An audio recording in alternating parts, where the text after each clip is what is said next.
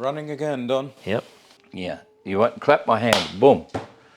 Is there anything I can't ask? No. That's a good question.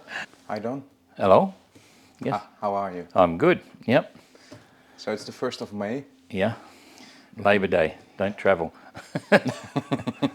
No, we're wise. We're Yeah. still the oversight. Yeah. A lot of things happened since 2015 when you started GGR. Yeah. Absolutely. And Yep. let's go to the entrants that were officially in the race Yep. of 2022. Yes. What would you like to know about each one? How they fell out and what we've learned from them. How they fell out and what we learnt from them. Okay, so, all right, Tapio. Tapio's boat sunk, which was a real mystery, and it was a really unfortunate situation because, we were hoping to get through this edition without actually losing any boats per se, or sinking, having to get off. No one really knows what happened. There was a big inquest into why the boat sunk and so on, but we got him off the boat, so that was a big plus. And it was unfortunate for Tapio because he had something to prove and the boat was moving well, but that's now history, and he's focused on the Ocean Globe race. Then we got Guy Waits. Guy was in my old boat, Trademan 35, really well prepared and doing okay, but huge problem with the barnacles. And I really think barnacles, we know they affected a lot of boats. And it was an issue in 2018, and I really think some of the entrants just forgot about it between then and the 3 years leading up to the start of this edition, because a few people didn't concentrate on the subject, and I don't think that helped their cause. So Guy had a bad barnacle problem and literally was pulling out and heading to Punta del Este in Uruguay just after he turned Trinidadi, and then thought better of it because he had sponsors and partners and it wasn't going to help him in any way. So he turned around, bound for Cape Town, but that really was the end of it. Once he did that diversion, he lost a week. Then he got hooked up with some slow weather, which cost him another week. And by the time he got to Cape Town, not only was he slow because of that diversion and the barnacles together, so he cleaned the bottom, but then couldn't make the Hobart Gate in time, so he's out of the event. So that was kind of unfortunate.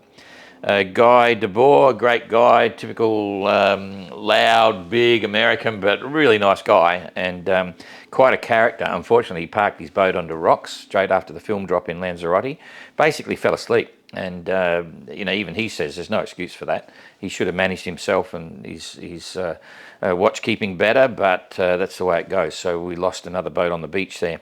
Then Ayrton was interesting because Ayrton was one of the first to pull out in the 2018 edition, missing his family and the communications. He just didn't feel right, and it was not, he decided to retire so he could spend more time with the family. 4 years later, he's in it again. This time he takes off, and we spoke a few times on the phone going down the Atlantic. And at the end, I didn't know whether he was going to continue. He had a few little issues with the boat electrical system, but in the end, he didn't know what he was going to think until he actually got to the film drop, and it was only then that he decided he wasn't going ahead. And this was a funny one because he was happy, I was happy, because he'd done his GGR, he'd found peace in what he was thinking he needed to do and wanted to do. It wasn't right for him anymore, so he retired, a happy guy in Cape Town, and it really was. It was a good moment, That was quite a funny one, that one. I felt good about him getting out because he felt good about what was going on. Since he's bought my little 580 and he's going to sail that solo around the world, mainly because he can use the satellite phone every day and call the family and all that stuff. And it's a great adventure, so it's a funny one. Elliot's out. He had a Gale Force 34. Pretty good boat, low budget campaign, late campaign. He pulled it together with a lot of local support, people putting in. And they prepared the boat pretty well, but it wasn't perfect, but it met the rule. And his bowsprit let him down, which was a real surprise. I mean, anyway, that was his downfall. He managed to patch it up in Cape Town, kept going, pushed it a little bit too hard in the Southern Ocean. In fact, he was flying and overloaded again, and the bowsprit broke, and it was too challenging to continue, so he pulled into Australia. Edward was our early retirement. Edward from Nova Scotia, Canada. He had personal reasons. He had some business. He runs his own business, and there was a few issues there that was bearing down in his mind. He couldn't relax. He was doing tough times. He said, no, it's not the right time. So he pulled out pretty quickly. I think it was about 8 days. And he came back, and he's now getting his business organised, and he'll be back again in 26. Captain Coconut, he pulled out in Cape Town, in Lanzarote in the Canaries, because basically he'd sailed solo non-stop from Australia as his last half of his Chichester sail to La Sable d'Olonne. That was an extremely tough trip. He didn't know whether he was going to continue with his 2022 entry. He spent 100 days flat out going and preparing the boat, and he still didn't know what was going to happen. When he took off, it just didn't feel right.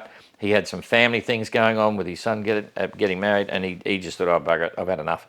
So he just stopped in Lanzarote as well. Damien Galoo was a real sad one, really nice guy, a professional sailor and so on, but he wasn't there for the money or the glory. He was there for genuine reasons. It's a challenge he really wanted to do. Anyway, he modified his hydrovane, and when they mounted it, it was a bit of a tricky mounting situation. So the mount failed, he came back, repaired it, took off again, and then they'd substantially modified the rudder, which led to it breaking. So the hydrovane rudder snapped on the way down through the Atlantic. Fortunately, he had a spare, but that was slightly modified, and did the Cape Town film drop, went through, and then the second rudder snapped because of the modifications they did. But this time, sadly, the safety rope knot had come undone, and he lost the whole lot, so he couldn't continue. And that was shattering. Because the rest of the boat was perfect, he was perfect, he loved sailing the boats and so on. So that was the end of Damien and PRB. Then we've got Jeremy Bagshaw. He had to pull into Hobart with barnacle problems. He had copper coat on the boat, he scraped them all off at anchor in Cape Town, so he was able to keep going, but by the time we got to Hobart, it was just massive, the barnacles like this, and a huge job to get it out. So he's Chichester class, he's still sailing. Ian Herbert Jones, he got done in by his own specially named storm. It had his name all over it. It came out of nowhere.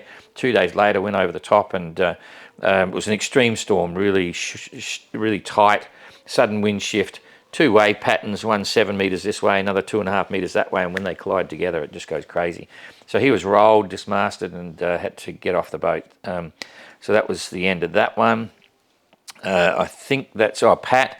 Perfectly prepared boat, really hot boat. I like the Saga 36. It's very fast, very powerful. Pat was sailing it well, right up with the leaders, and he bought an Aries wind vane to put on the back, and he didn't replace all the bearings.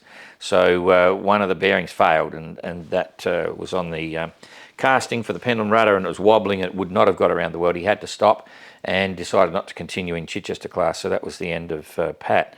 So now we've basically only got 5 sailors still left in the race.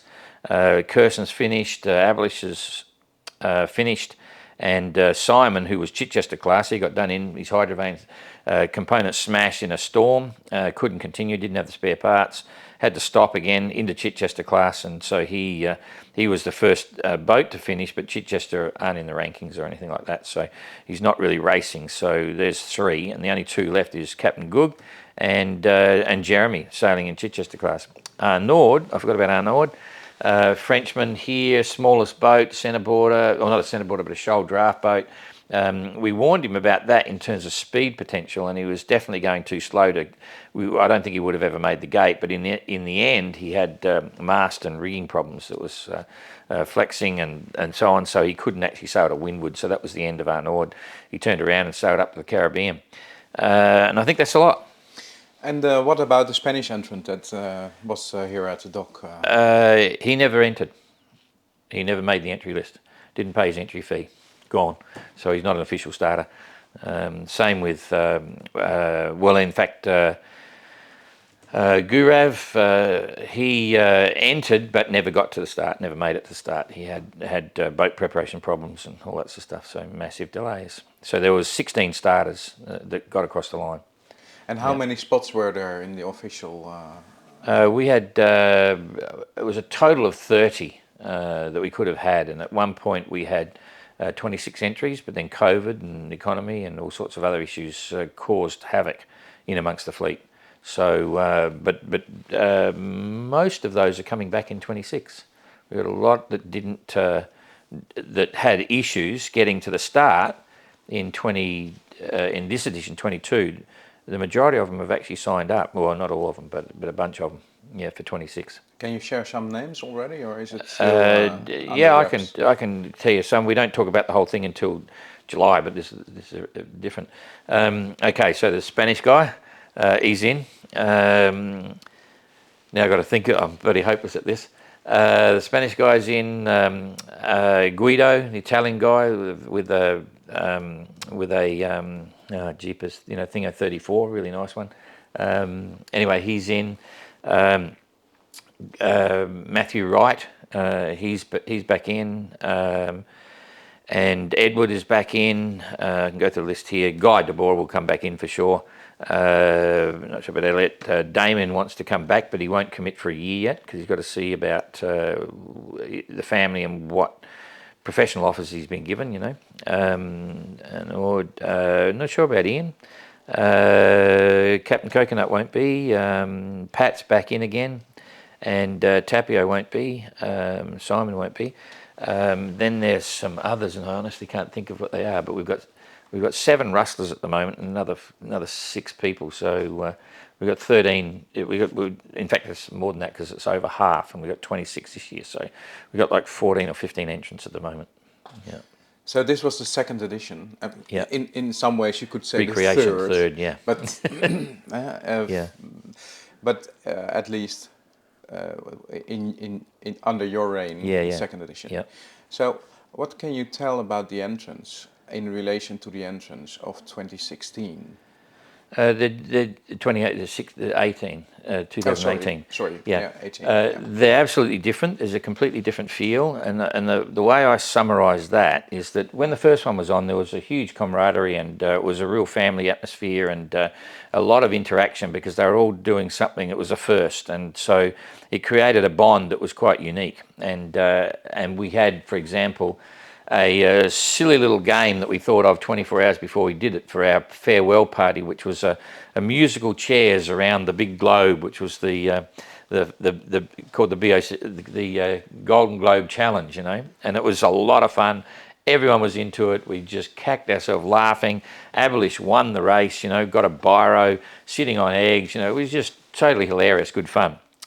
We thought, oh, right, that's part of history now. We'll do it for every edition. We do it for this edition. Oh, no, I'm not going to do that. I'm too important for that. Oh, no, it doesn't, not good for my image. Oh, I can't. What a stupid little game, And so there was a real lack of family feeling there. And there were the nature of and I'm not saying this is a bad thing, the nature of the entrance was more, they were aware of what they were getting into, but they were also conscious of their image, their brand, what the world thought of them, they didn't want to act too, And so they were a bit more tight. And so we had less than half of the entrants played the game. And that's the easiest way I can explain it. It is a completely different feel. What did you miss on the side of the entrant preparation in relation to the lessons that were learned from the last race? In terms of the entrance, the result, the first one was the anti-fouling. No one really concentrated on the anti-fouling. No one even really tried to copy John Luke. They didn't get it right. I think it was just forgotten in the pressure of what's going on, and that was a big mistake for a lot of them, and cost them dearly.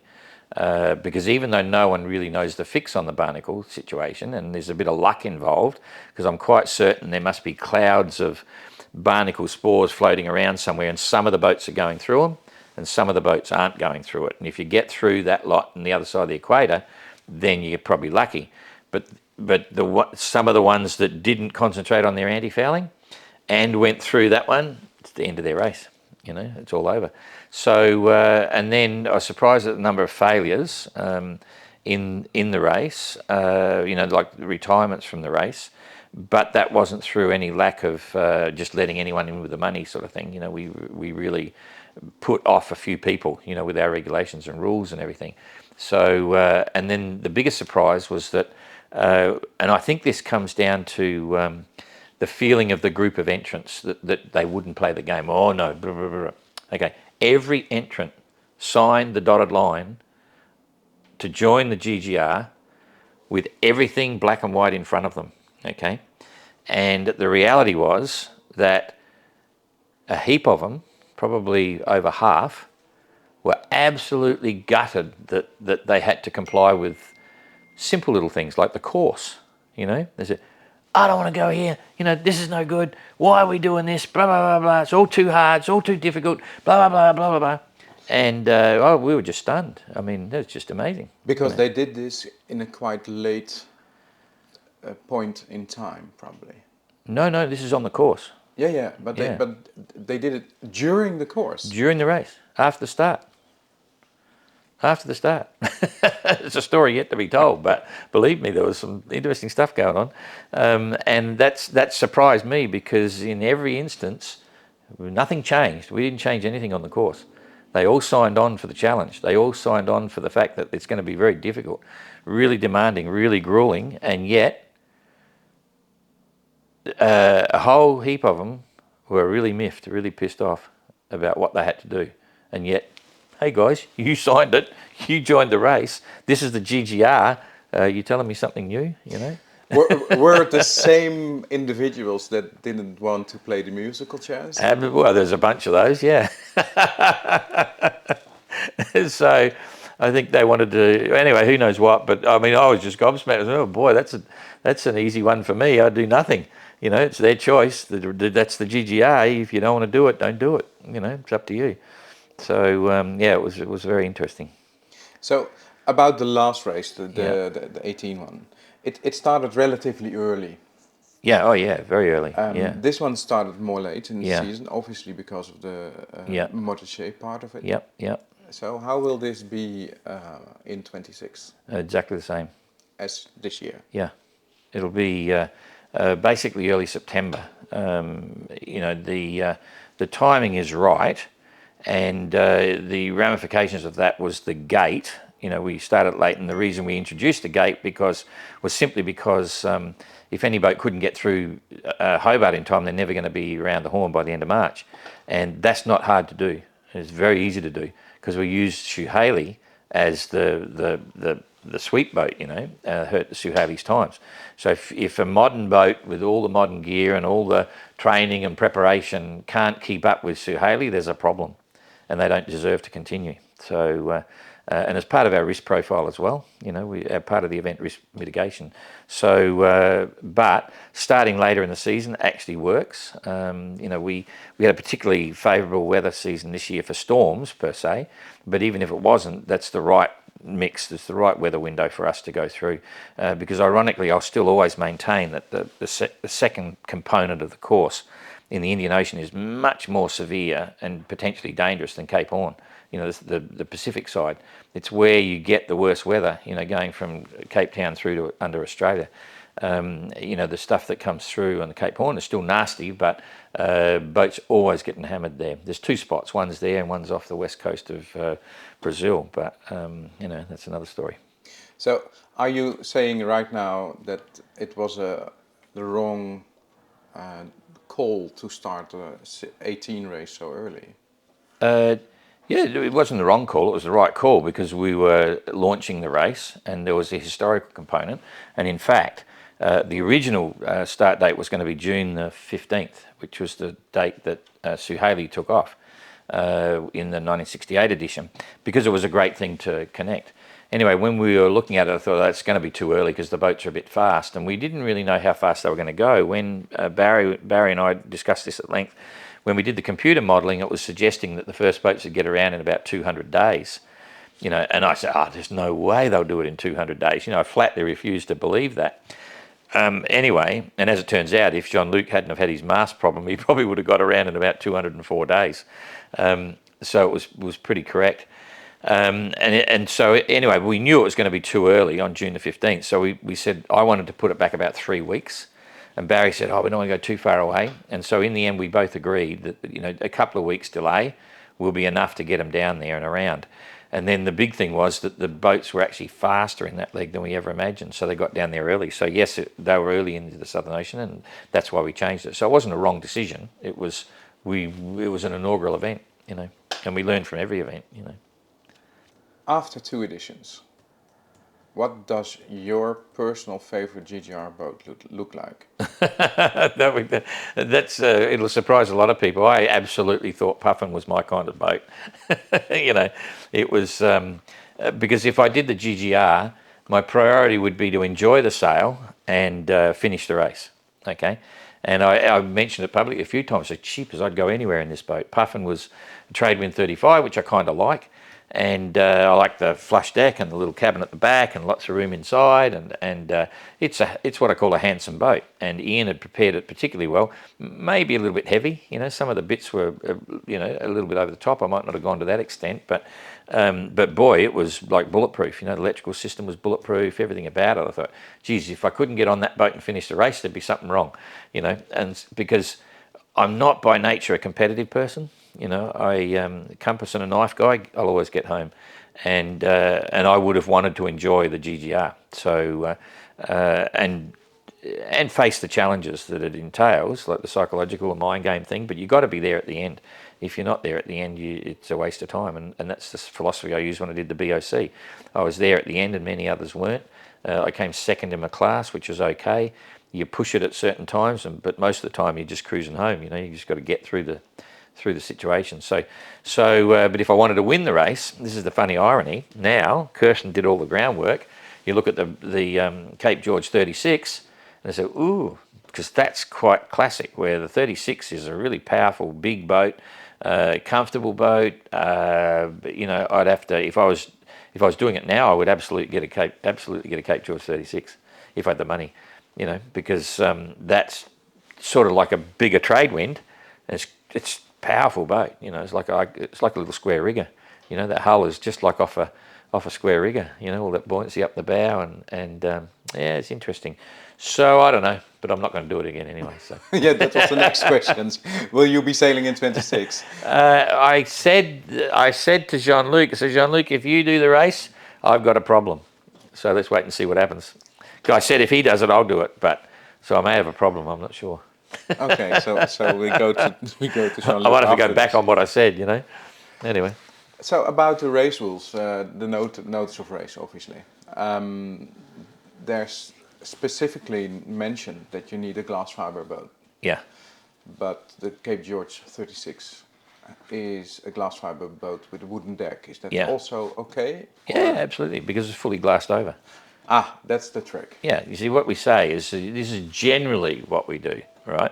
It's not an absolute mandatory on everything. Even, you know, we say lots of things there. We say 20, you got to have at least 20 boats pulled out of the female mould, you know, and but you know we prefer not to have centre cockpits, centre borders, shoal draft, or we say, you know, we don't look favourable at centre cockpit, we don't look favourable at shoal draft, we don't look favourable at pilot house boats. Okay, now. Technically, the Endurance 35 is a pilot house boat, but it's not really, because it's a small pilot house, not like a traditional big motor sailor pilot house. If we were allowing something like a Joshua type boat, it's a centre cockpit. But one of the big gripes that we've got with centre cockpit is the steering arrangements, you know, which are always complicated and you can't get at them easy. But a Joshua centre cockpit, it's got an outboard rudder with a tiller with ropes going to a simple wheel in the cockpit. So. And the reason we don't like shoal draft boats, because usually their riding arm is too small, and if they're big beamy things, they're not going to be safe in the Southern Ocean. But I built 24 boats that were based on a shoal draft boat, and they're bulletproof because they're 50 feet long and only 12 feet wide, and they've got shoal draft, but it's fully ballasted keel and all this sort of stuff. So there's exceptions, you know, and it's clear that the Cape George 36 is a female moulded hull, you know, with a plywood deck and cabin top, but fully glassed over on the top. So that's fine. I haven't got a problem with that. You know, it's really our choice to make sure that they're a safe boat and solid, because the biggest criteria we have, and I come back to this often, is that you don't want to get into a life raft in the Southern Ocean. You know, if that happens, your chances are not good. Depends on timelines. In an extreme storm, I'm talking about Tapio sort of stepped off in pretty nice weather, which worked really well. But in every other instance in the GGR, and we've had a few, people have been able to stay with their boats until the last minute, you know, get taken off their boat. And that was always a consideration. And most of the production boats built before 88, for instance, or designed before 88, are really solid. So the whole deck structure, internal keel, all that sort of stuff should never fail. It's better than any life raft. And so no matter how badly you get smashed up, you should be able to hang out until someone gets to you, and that's a consideration, as well as so many other reasons, like they're similar to Suhaili and boats of that era and all those sorts of things. But even, Suhaili in '68, there were some hot fin keel boats with outboard, that wasn't the norm. Suhaili was quite sort of classic or retro for the time, but that's what won the race, and Matesi was around with Joshua, so that's just a feel that we have, for that style of boat, and it makes it challenging as well. And they're good boats to run with wind vanes. There's lots of different reasons. Yeah. Is there a minimum stability curve that you want to see in a boat? No, we don't. In fact, we've never done it on any of the boats, because except for, when we looked at our Nord's boat, for instance, it took us 2 months to decide whether we'd let him in or not. Okay, and there was a whole series of reasons that we let him in, and I think now people have seen the performance of the boat and things like that. So I don't think we'll get anyone applying with a boat that is going to be so slow that it's not going to make the gate, right? So it's self-cancelling. There's another good thing about the gate. But no, we don't go into point of vanishing stability and riding arms, all those sorts of issues, because you'll find that all the boats that meet the criteria, right, are already wholesome boats with high ballast ratio, more or less, and if they ever invert, they're going to come back up again. That's the nature of what those boats were. So if we thought something was amiss, we would obviously look into it, but you just don't get it with those style of boats. So a question about Puffin. So Puffin was rigged heavily with 3 roller furlers, Yeah. and a big tough rig. Yeah. If you change a design like that, Yeah. It obviously does something to the stability, right? Yeah. So the chances that the mast will hit the water is significantly bigger than when they only have 1 roller furler. Oh yeah, but this, in the context, it doesn't work. The boat was rolled over because it was laying a hull beam onto the swells, nothing happening, this, that, and the other. It can be said that if you have a heavy rig, it's acting as like a fulcrum with a counterbalance, right? If something hits you, if you're looking at riding arm, when it hits, it's so much weight up there that it'll take a while to get a knock, and that's one of the principles that Tapio is involved with. It's the whole body of water. The boat gets picked up and chucked down, right? And when that happens, it doesn't matter what your stability is, you're going to end up upside down or in the water or whatever it is. So no, a trade wind 35 can easily take 3 furling systems, you know what I mean, and easily take. I mean, it's not that much heavier mast. It is a heavy mast, but that it's still safe. And the other thing is that none of these boats are extreme beam, okay, and they're quite a wholesome design. Again, they're very conservative. So having it too tender is not really a big issue to a degree. You're not gonna.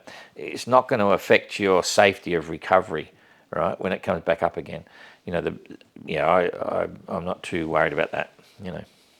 No, we don't do pull down tests or anything like that. So we did it when we started qualification for the 580, right? Yeah. So one of the reasons I thought it was really interesting to do it is not for myself, not for you, not for the class. If it's strong, it's strong. Yet I knew that most people don't tighten their shrouds enough. So if it's lying 90 degrees and you look alongside the mast, it's a moment of insight for many skippers. Yeah. Would it be something to do for the Golden Globe race next time? No.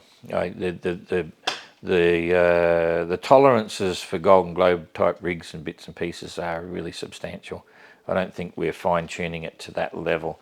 I'm not seeing any indication that I think the rigs are not tuned correctly.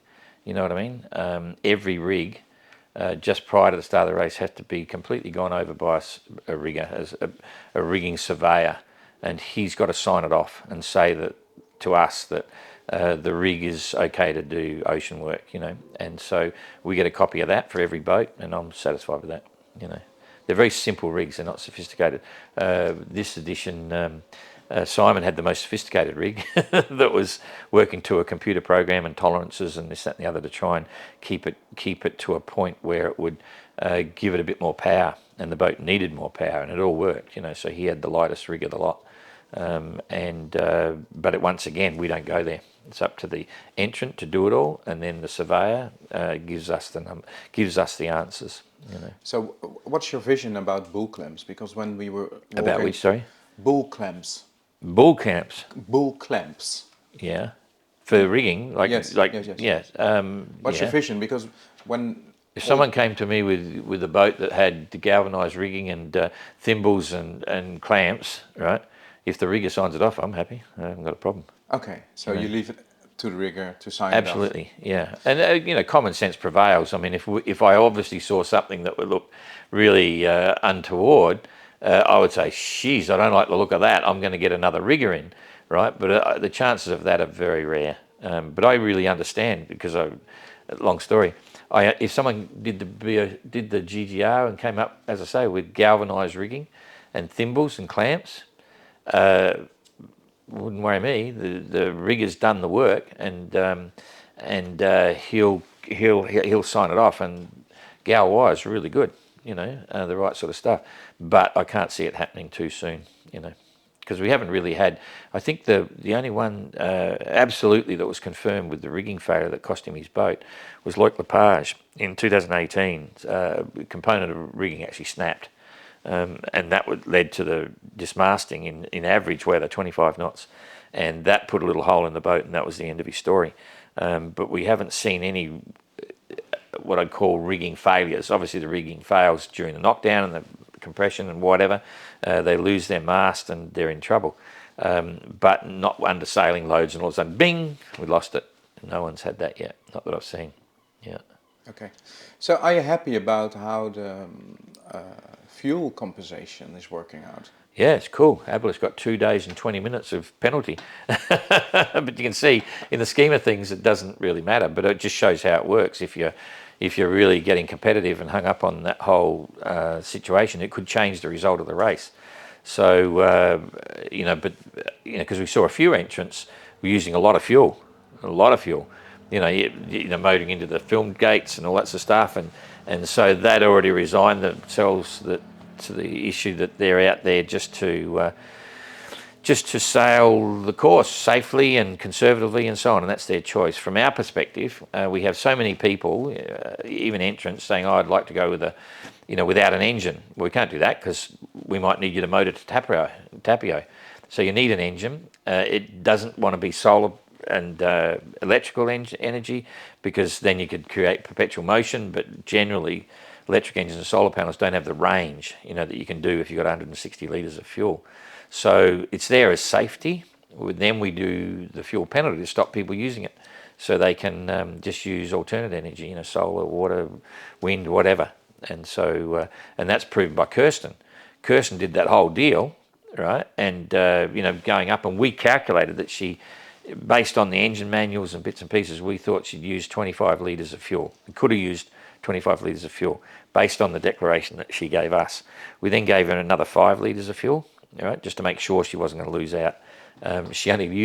So she was entitled to a 30 litre payback, and in reality, she only actually used 30 litres and 30.7 litres of fuel. So she basically sailed all the way around the world without using any fuel, which is cool. So that works. So it's wonderful to see the cooperation between the Sable d'Olonne and the Golden Globe race. Yeah. It meant a lot. Yep. It's not. Everybody knows that Yannick is really powerful to help you with the Golden Globe race. Yeah, Yannick was the one that took the punt on us. He convinced his city officials that this was a risk worth taking. They didn't really know me. It was an inaugural event. It was certainly a pretty interesting event. You know, we lost quite a few boats and things like that, but they were very happy with it at the end of the day, and they backed us again in 22.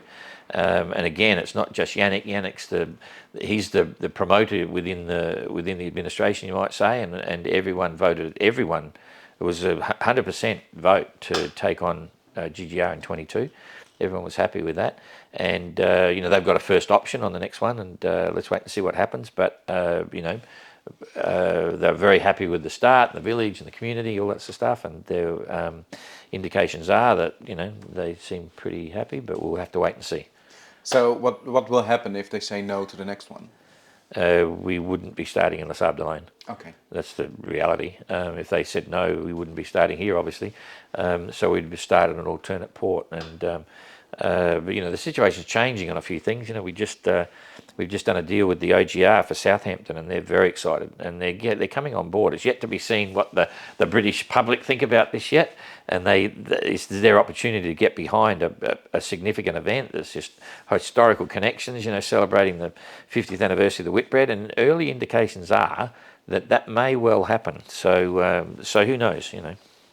So you're always talking about you looking for a sponsor. Yeah. The both Yeah. you and me talked about it, made a lot Yeah, of fun yeah, about it too. Yeah. But a serious question: what would your ideal title sponsor look like? What would they look like? The only people that we wouldn't take, in fact, the only blank check I've ever been offered in my life for sponsorship was in was either 89 or 1990, and it was a cigarette company. And I said, no thanks. So Why did you say no thanks? oh, because I don't smoke, and you know, I mean, it was a borderline thing, and my old man smoked himself to death, and you know, I'm not a big fan of smoking, you know, so I'd never support that. So I said no, and it's never happened again. But yeah, that was quite funny. Then apart from that, there's not a lot that I'd knock back, you know, like. And yeah, that's the short answer. I mean, you know, drugs and guns and bloody things like that, of course not. But as long as it's sensible, you know, yeah, I'm an open book. You know, not a heavily polluting company either. But at the same time, I mean, we discussed at length. Petrochemical company, I won't name the brand, but one particular company is making serious, genuine inroads to convert their use of hydrocarbons and stuff into alternate energy. But the thing is, right now, I don't have a problem with that. You know, they could use us as a platform to promote something. Not saying we're going to go and get one. This was a discussion before we were potentially going to target one of those companies, because it's not illegal. You know, I'm using a diesel car. You know, half the people in Europe are using, or more than half, using diesel cars. We're all after alternate energy, so it can be a platform, a sensible platform used to promote a corporation's efforts to go green. You know, I'm only using that as an example. I'm not saying it's going to happen, and we're not looking for one. But you know, yeah, there's always a sensible argument. We're a billboard. We're an opportunity to talk about things. You know, sponsorship's a funny thing. There's branding, but it's usually having the ability to talk to people about something, and then they get their story in along the line. So who knows what it could be? But hopefully 26 will get a title partner. You know. What is the worth of this billboard? Oh, we don't talk about that. No. I don't mean. Oh, I know how much to acquire, but we don't know yet. You know, in fact, it's very exciting. The finish now, because what happens is there's various ways you can do your media monitoring, right? And we adopt a bit of a unique situation because it saves us money. Because it's very expensive. You know, if you want to do a report, it'll cost you 10 grand, 10,000 euro or something. You know, just to do a sweep on what you're doing. So in 2018 edition, we did a media report with Meltwater, and we did it effectively at the dying stages of the GGR, because all of the media is stored data on computers, and they go through with their software and they pull everything off. And 2018 was worth $185 million, you know, 185 million US. Okay, that was the equivalent advertising value. I got no idea what this one will be for 22, but I warned everyone that I'll be very happy if we make the same level, because we had a lot of dramas in last edition, and that you know, piqued some of the issues. We haven't had that level of dramas, but boy, Kirsten and Abelish finishing now are creating crazy media, absolutely crazy media. So so what we've done is our software program for Meltwater, they do it differently, starts on the 1st of June. So I can't wait to the 1st of June now to press the button and start looking at a global perspective of the media for the GGR, and I think it's going to be significant. We're seeing numbers just this weekend going through the roof. We're getting 700,000 hits a day on the website.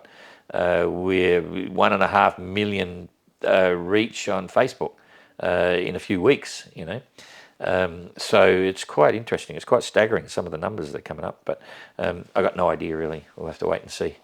Okay, so the race is slowly coming to a close, obviously. Yeah. So will everybody be in when the official prize giving is here? Yes. Yeah. Google will be in probably next weekend, so less than in 2 weeks, and then Jeremy will be another few weeks behind that, but he'll be in a couple of weeks before the. No, he'd be in quite a long way before that. It's actually Guy. Guy's not an entrant in the race. He's not part of the GGR anymore. He's not in Chichester Cray. He's completely a private individual, but he's still part of the GGR family. So every now and then we tell people where he is and what he's doing. He's currently about 4,500 miles away, and I think he'll arrive 10 days or so, a couple of weeks before the prize giving, which is on 24th of June.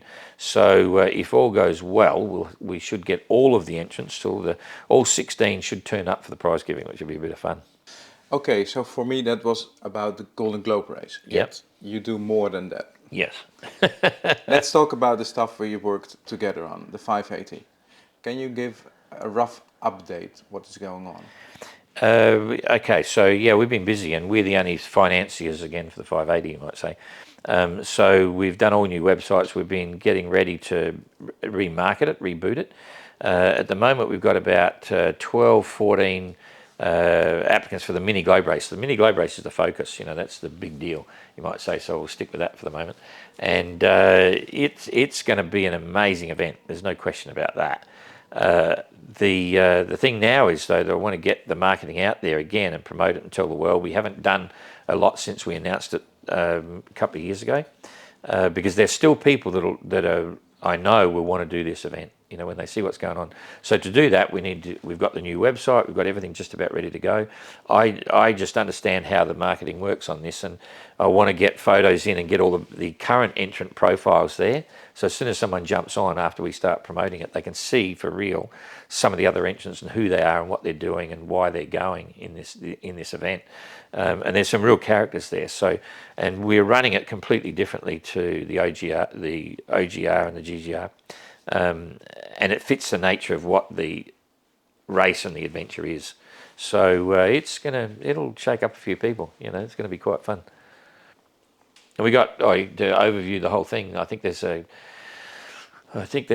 220 odd sets of plans out there, and we've got about 80 active builders, and we should see quite a few more boats hitting the water this year now. And so it's going okay. Yeah.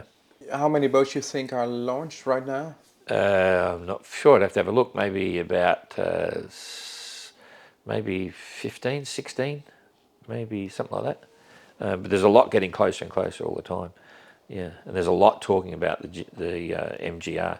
So my gut feeling is we'll have about 15, 16 boats going around, but we'll have to wait and see. Time will tell, right? Yeah. 580 Transat, that's the sail you did. Yeah. So what was the gap between the last series sail and the 580 Transat in 21 for you?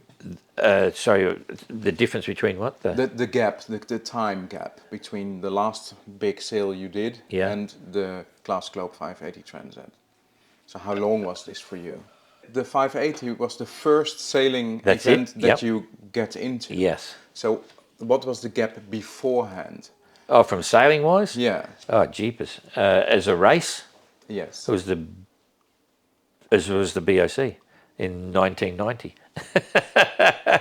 Because all the others have been voyaging, all the other stuff that we've been doing, they weren't races, because I'm not a competitive person by nature. And it was, even the funny part is that the 580 Transat was, I was in the seniors division, so I didn't really care. I couldn't lose, it was beautiful. So anyway, yeah, that's cool. Did it change you, the race? Yeah, it did, because I've done lots of funny adventures and all good fun. And what happened was, it was a very interesting experience that, I'm at the level now where sailing it and preparing the boat was really quite easy. I sailed the boat here for 2 hours one day, okay, with the sail designer, just to check the sails are okay. And then I never sailed it again, okay. And we took it to Portugal, and you probably know the story. The boat set off, and I wasn't ready to go because I was managing it all again. So no bugger that, I'm not leaving because I wasn't ready. I hadn't done anything to the boat at all, except rig it and put it in the water.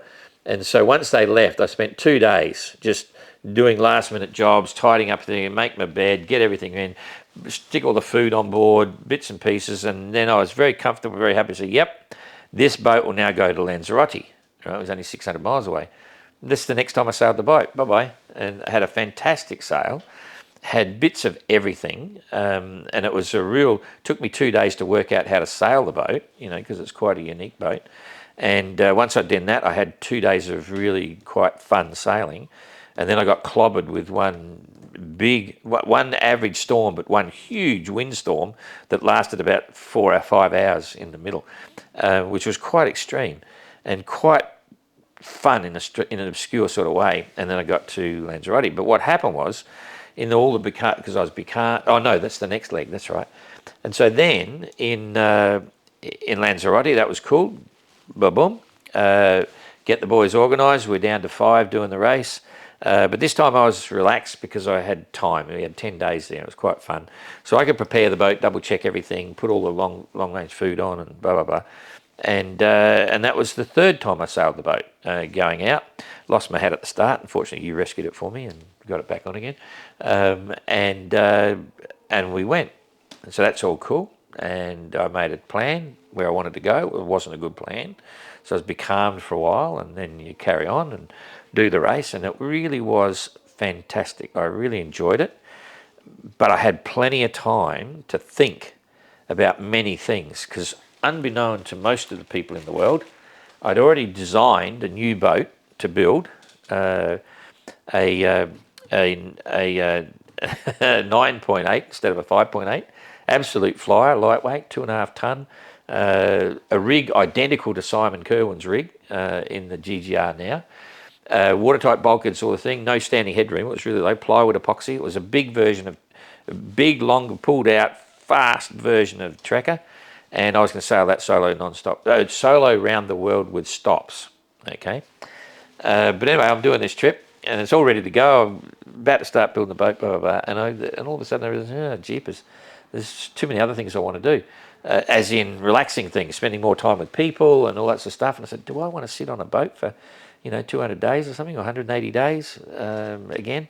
And then I started to realize that time's more important, philosophically, I realised finally that I do all these things to prove something to myself. And all of a sudden, even partly because of the GGR and everything, and when you're telling a story and you're promoting adventure and stuff, I really enjoy all that sort of stuff. I don't need to prove anything to anyone, let alone myself, because I know who I am. And so that just changed everything overnight. It was a real revelation. So yes, the 580 caused that. It was a beautiful moment. It was a really cool thing, because I realised I was enjoying all this stuff, and sometimes you feel frustrated when you are actually doing this stuff. Organising the events and everything. You feel like you're a imposter syndrome type thing. You're a fraud because I don't. I'd much rather be doing things. I'd rather be doing the adventure than talking about it or whatever. But all of a sudden I say, oh, what the hell? I don't give a shit. I don't have to prove anything to anyone. I'm enjoying doing this. I'm enjoying running the races. And I'm enjoying people. I don't necessarily want to go out there and sit in a boat by myself for all that time. Well, not today anyway. So who knows? So small boat, big consequences. Right? Yeah, I didn't build that other boat, by the way. Okay, I've still got the plans there.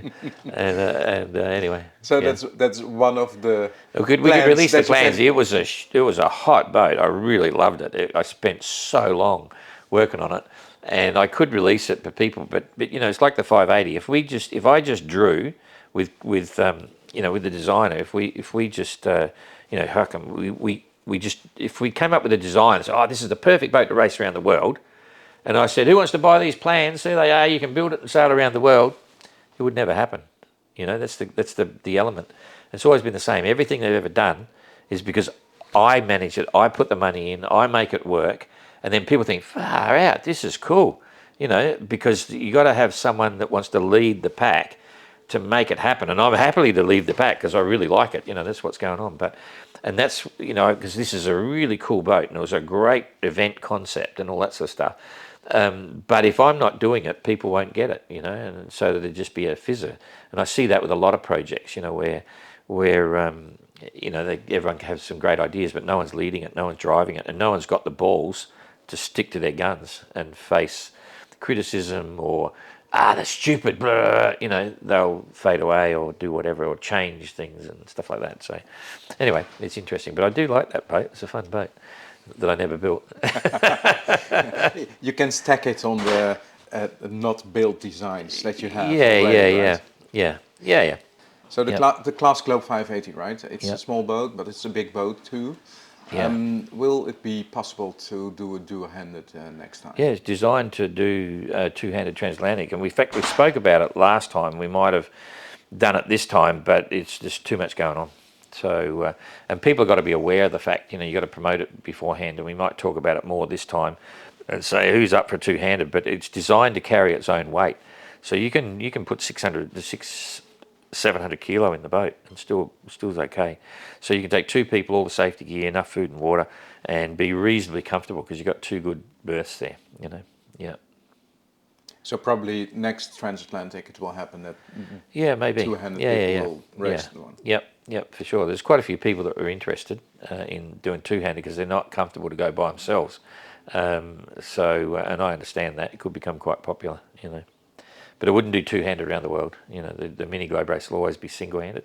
But a Transat could easily be two-handed, have a two-handed division. Yeah. Okay, next project, OGR. Yep. How many boats, how many people right now? Right now, 15 boats and about 160 people. But the crews will change, so it builds up to about 220 people. Crew will be experiencing the race.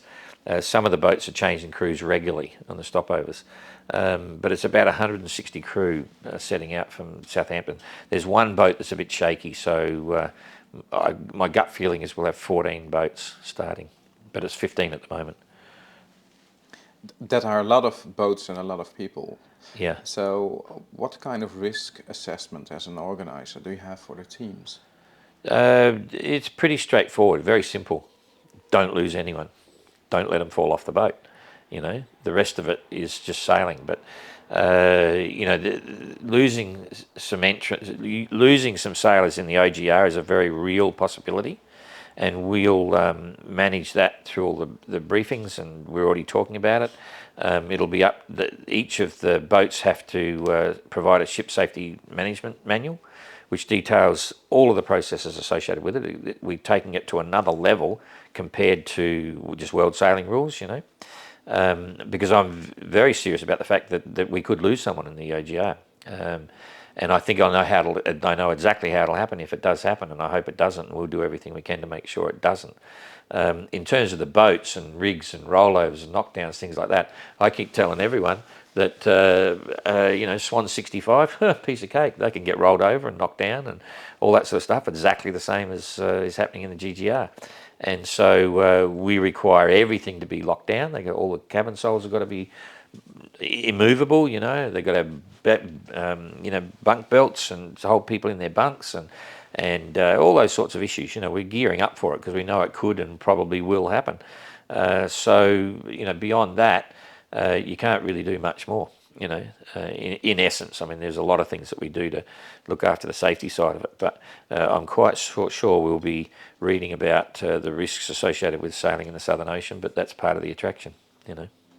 So falling off is one thing, but are there systems in place to retrieve people? Oh yeah, of course, they have to. You know, they have to have a system, and that'll be in there. Each boat, when they present their ship safety management system, we'll have one person first that reviews everything in that manual. Okay, and if we don't like what we see, we take no responsibility. right? It's the responsibility of the entrant to develop their manual, but we'll review it, and if we see issues there, then we'll say, hey, look, you might want to look at that, and you might want to look at this, and you might want to look at something else. But that's the process we'll use, and then it's up to them to work it out, nut it out. That includes training processes. There'll be minimum requirements for, like man overboard drills and all that sort of stuff before they even get to start. They've got to sign them off, because it'll be in their manual. And if they don't stick to their manual and something happens, not in terms of what I'm saying is for the training and all that stuff, if they fail to do that, they could be in interesting waters. At the end of the day, when something happens, they don't have to abide by the processes in the manual. They've got to do the best they can with what they've got and adapt to the situation at the time. But nonetheless, there is a basic procedure for every aspect, which includes recovering people from the water. So what is your vision about people going out to sea and potentially die? People die every day. And you should not necessarily do something just because you think you might die. Otherwise, you wouldn't go down the shop and buy a bottle of milk. The thing is all about risk mitigation. You've got to do everything you can to minimise the risk, and that comes down to planning, preparation, execution. So as long as the processes are correct, when you leave, guess what? Someone could die, but probably not, because you've done all the right things along the way. That's how it works. That's the OGR. It's a fantastic race. I wish I was doing all of it. It'd be awesome. You will be sailing one leg, is that correct? If the event is running smoothly, and I think Jane and I think we can afford to step out of the event for 6 weeks or something, then we'll do leg 3. Because we've got our own boat in the race, And Jane will come with you? Yeah. Oh, that's She's cool. a sailor. I know. Well, she's not a sailor. She says she's not a sailor, but she's a qualified charter skipper with navigation endorsements, engineering endorsements, the whole bit. She's done quite a bit of boat work, And she said, "Oh, I'm not a sailor. Don't be stupid." Oh, she's got the licenses, So anyway, she's okay. So what kind of boat have you bought? We've got a beautiful Swan 57 ketch named Explorer, and we've got a good crew. We've got Captain Coconut from GGR fame as our skipper, and we had a great crew. We put it out there, and we had over 75. I stopped counting at 75 people apply. When they got all the final paperwork, not all of them actually sent in their application, because they had to send in €100 because we wanted to filter out those that weren't serious straight away. We got a great crew. Yeah, really good. Plenty of experience, but it'll still surprise a few people, because some people with huge experience I didn't choose, because I like to mix people. I have a different blend of people, and we've been choosing people to join our expeditions for a long time, and that's the essence. It's all about the people rather than the skills, because the skills aren't as hard as you think. It's not difficult to sail a boat if you know what to do, but it's challenging to live with someone on a boat in challenging circumstances for many, many months. And so I tend to pick a mix of people, and it always seems to work. But watch this space. The OGR is going to be full of crews sort of stomping out and having arguments and this, that, and the other. I'm sure. When I say full, I mean there'll be plenty of that stuff going on, and that's just human nature. So what is a no-go for you while picking crew? No-go? Smoking. We run a dry ship, because we don't have smoking on board. It's a dry ship with, I think I allow them 6 bottles of wine for the whole leg. Each leg they get 6 bottles of wine, and they get 2 bottles of champagne on leg 3. Not for me, but just to celebrate Cape Horn. It's a bit hard to define that, because it's not a case of what I don't allow.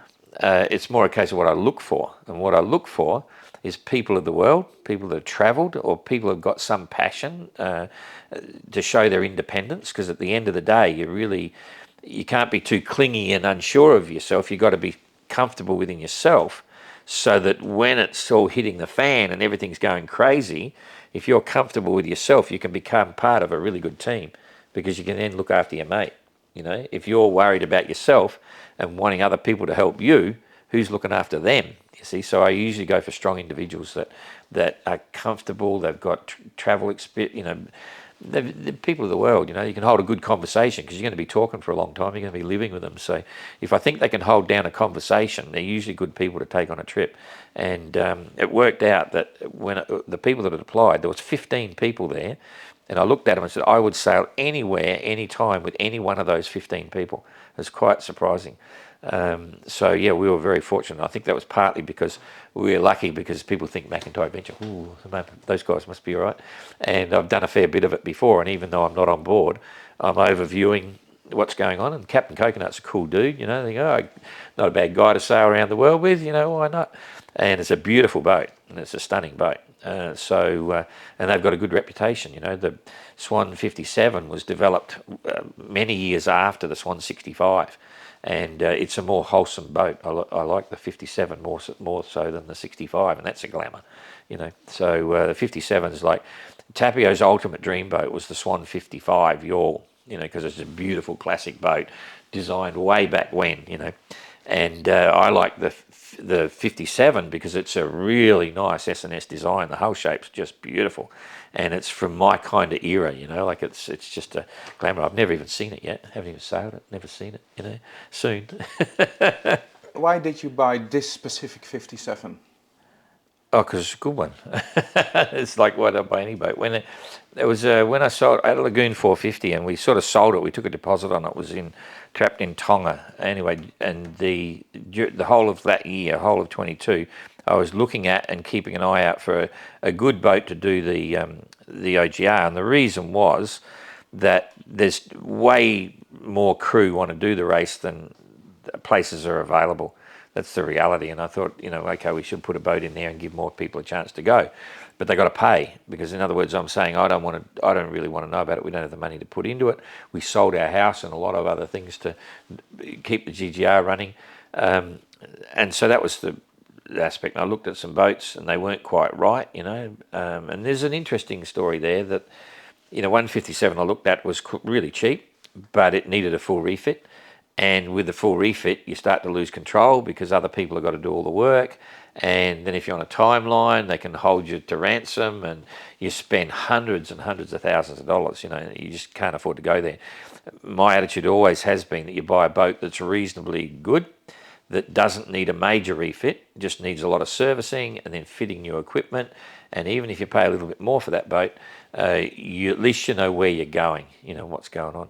And so you can define the budgets quite easily.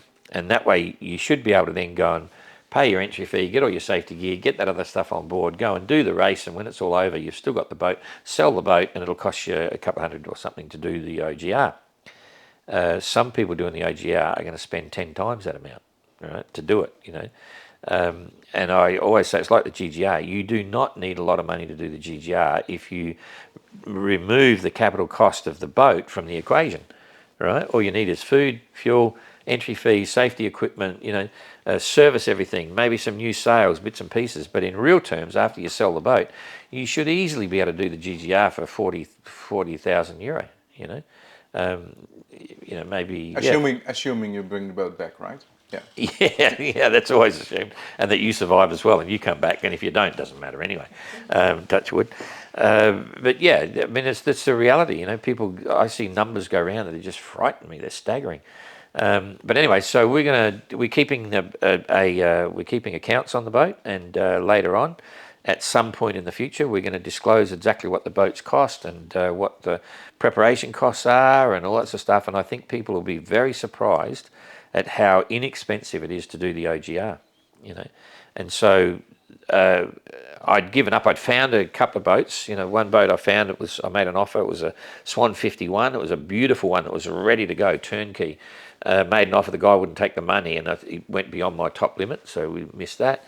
Looked at 57, wasn't quite right. Looked at a few others, not quite right.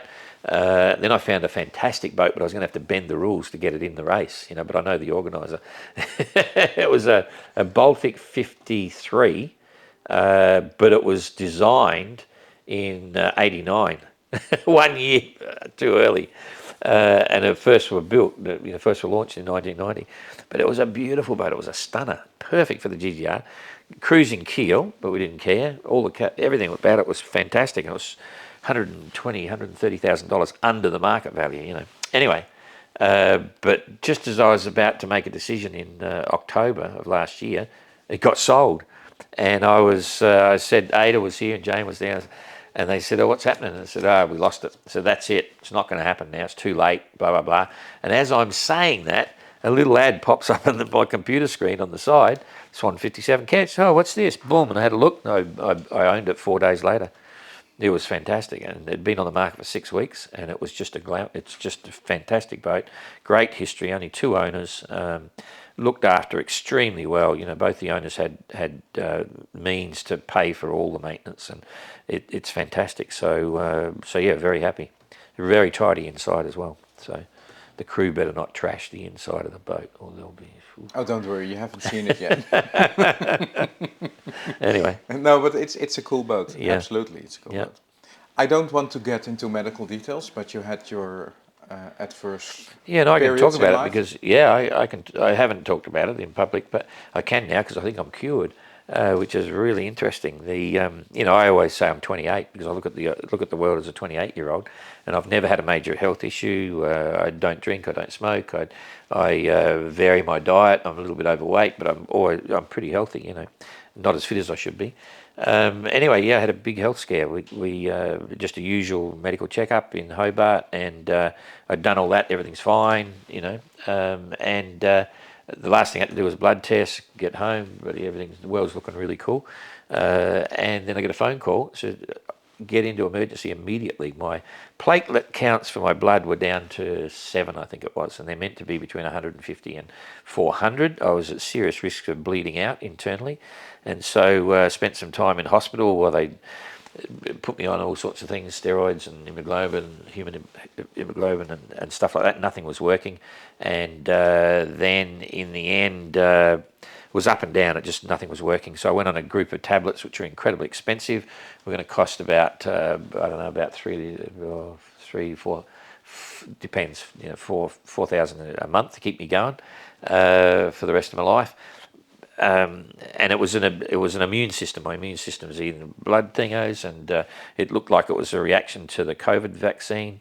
And there's 3 types of people. One type, 1/3 of the people get it, and it comes and then it goes away after a while, never returns. Another group of people, a third, get it, it goes away, comes back, goes away, comes back every year or so, or 2 or 3 years. And the last one's got it chronic. And anyway, took these tablets. They worked really well. I shot up, and it was too high. Been off it now, come back down, and it seems to be holding normal. So it could be gone forever, And so now instead of being 28, I call myself 29 now.